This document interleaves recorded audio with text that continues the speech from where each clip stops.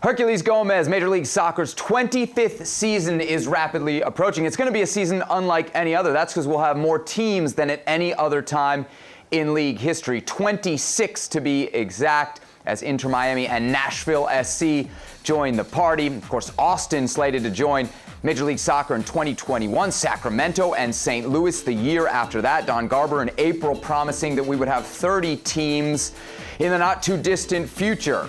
Herc, does MLS already have too many teams?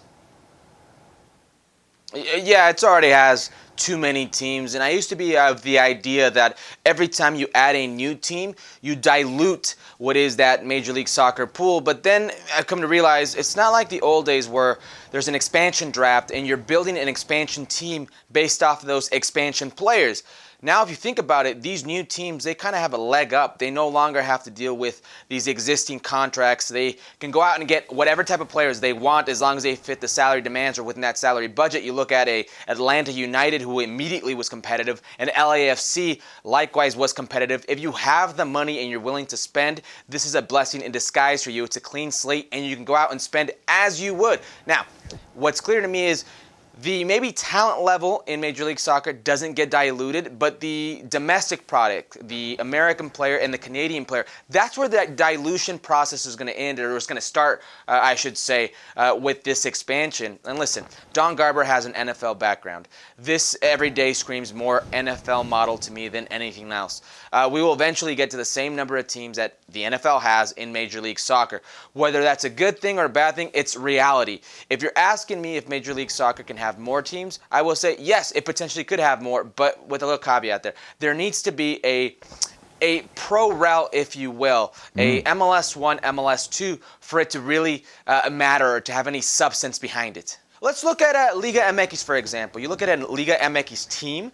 Now, they have pro route in Liga MX, and they put a pause on it, and it was, you won't get relegated if you pay this, finance of $6 million. $6 million isn't anything on the global scale. That's because they understand they can't keep adding teams to their league. They can't keep going beyond the 20. They want to get to 20. I don't even think they can really survive with more than 18. I think realistically, if you look at sustainable franchises in that league, maybe they have 14, maybe they have 16. MLS right now, they have, because of single entity, they have the ability where even the teams that are struggling won't struggle. Those owners won't struggle. They have the same pockets as the best team in the league or the highest grossing team in the league because their money is pooled with said team.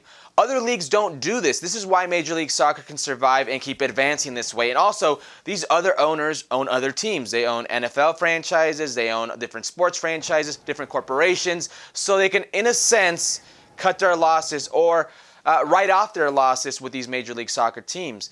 Major League Soccer is unique unlike any other league in the world because all our losses are all our losses, and all our winnings are all our winnings. As long as we keep selling these franchises for these 300, 350, and soon to be 400 and $500 million franchises, as long as we keep doing that, it's all money, it's all green, it's all good.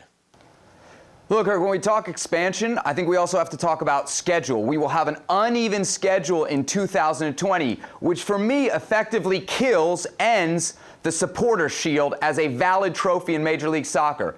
Do you agree? And if so, is it a good thing or a bad thing that the Supporter Shield is dead? The Supporter Shield has been dead for a while, Sebi.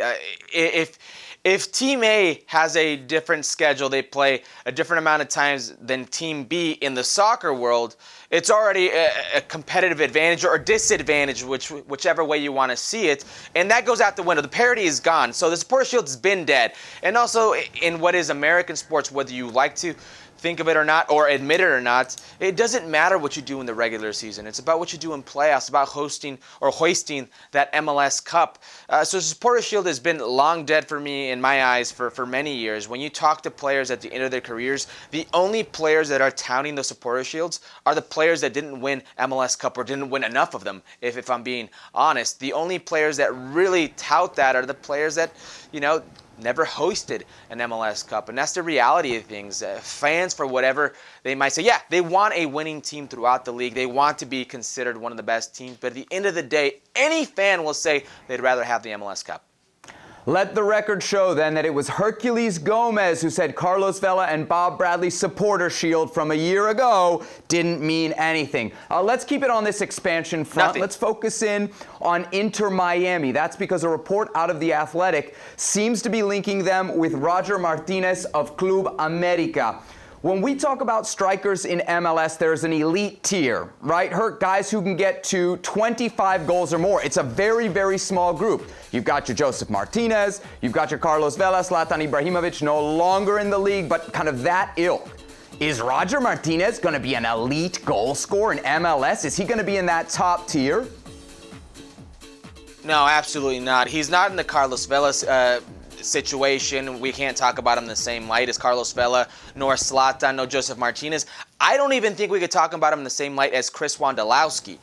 Roger Martinez is a different type of forward. He's not going to be your goal scorer. Sometimes he's not going to even play that number 9 position. Like we've seen him with Club America, and oftentimes with the Colombia national team, we will see him out on the left or out on the right. But he's a very good forward. He brings the play in to the rest of the attack. You see his chances created, 25. He leads Club America in chances created. He's a very good player, but he's never going to beat your goal scorer. If that's what Inter Miami is looking at Roger Martinez, they got it wrong. He's a very good complement to another player, complement to the system, but he by no means should be the focal point of your attack. You say he can play on the left, you say he can play on the right. Of course, he wears the number 9, mostly for America. This season, we've seen him on the bench. Herc, if you're an Inter Miami fan and you've been linked to guys like Cavani and Suarez as your number 9, and you see Roger Martinez, who has been, and correct me if I'm wrong, nothing but a big fat hairy bust at Club America, you got to be disappointed, right? Whoa. Let me correct you. You've been wrong. He's not a big, fat, hairy bust at Club America. This is a player what do you mean? He's fourth on the depth chart. Hold on. He's 4th on the depth chart right now. But this man has played, and he's played in the important role playoffs when for it America matters. going forward. Here's the situation. It all went sour for Roger Martinez at the beginning of the season, where he made it known that he wanted to leave. He had interest from teams in Serie A in Italy, and he made that interest known that he'd like to leave. And you know as well as anybody else, Seb, in Liga MX, in Mexico, with a team like Club America, you can't talk about, not even if it's Manchester United or if it's Juventus or any other club. It's all about America. The moment you let these fans know you're thinking about going elsewhere, shoo fly, go ahead. You're not good enough to be here. You're not good enough to demand this type of thing. That's America fans. And you, yourself, being an America fan, already feel scorned. I understand it. He knows me all too well. Inter Miami will open March 1st away at LAFC. Then it's the Beckham Bowl. Inter Miami versus the LA Galaxy. Inter Miami's home opener on March 14th. Herculez Gomez, thank you for the time.